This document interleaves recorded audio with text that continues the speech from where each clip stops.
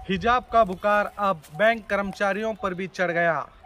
बिहार के बेगूसराय में कल एक महिला अपने अकाउंट से पैसे निकालने के लिए बैंक पहुंचती है और वहां का कर्मचारी उनसे कहता है कि पहले आप अपना हिजाब निकालो, फिर हम आपको पैसे देंगे।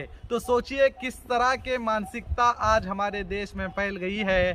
तो मैं आपसे पहले ये कहूँगा कि इस वीडियो को एक बार ज़रूर देखिए। कहीं ना हमारा यहाँ से पैसा बच्चा भेजता और आज तक ये बाबू तुम सुनो एक मिनट, आज तक ये लोग किसी तरह का डिस्टर्ब नहीं किए। ये कर्नाटक से आए, कर्नाटक से आए, कर्नाटक उंगली का नीचे करेंगे, आप उंगली के नीचे बात कर दिए। कर्नाटक से आए और कहते हैं कि तुम हिजाब खोलो तो पैसा हम देंगे। हम का चिट्ठी आप दिखा दीजिए। हम हर बार आते हैं तो हर बार हम हिजाब लेकर जाते हैं। हमारी बच्ची आती है। नहीं, हम नहीं बंद करेंगे। हम ये फेसबुक पर डालेंगे। ये फेसबुक पर भी हम डालेंगे। अरे और हम थाना जा रहे हैं, ये हमको चिट्ठी लिखा दें या लिख करके दें।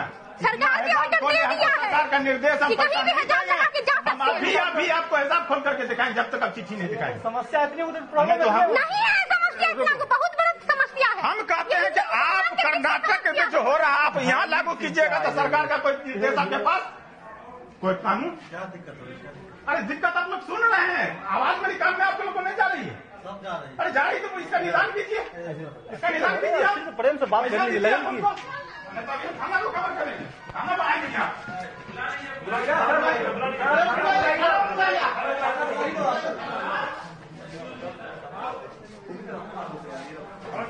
अच्छा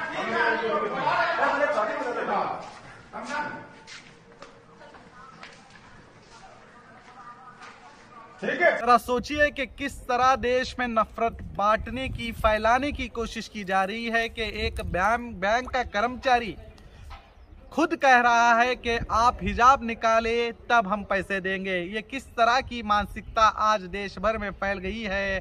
ज़रा सोचिए कि ये देश कहाँ जा रहा है और इस देश को कहाँ जाना चाहिए था।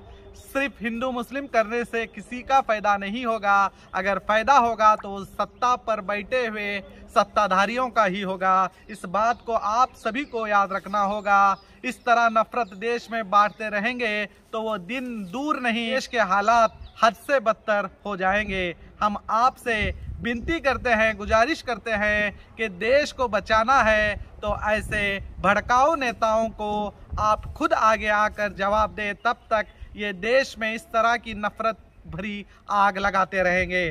तो देखते रहिए आपका अपना बी न्यूज़ नेशन।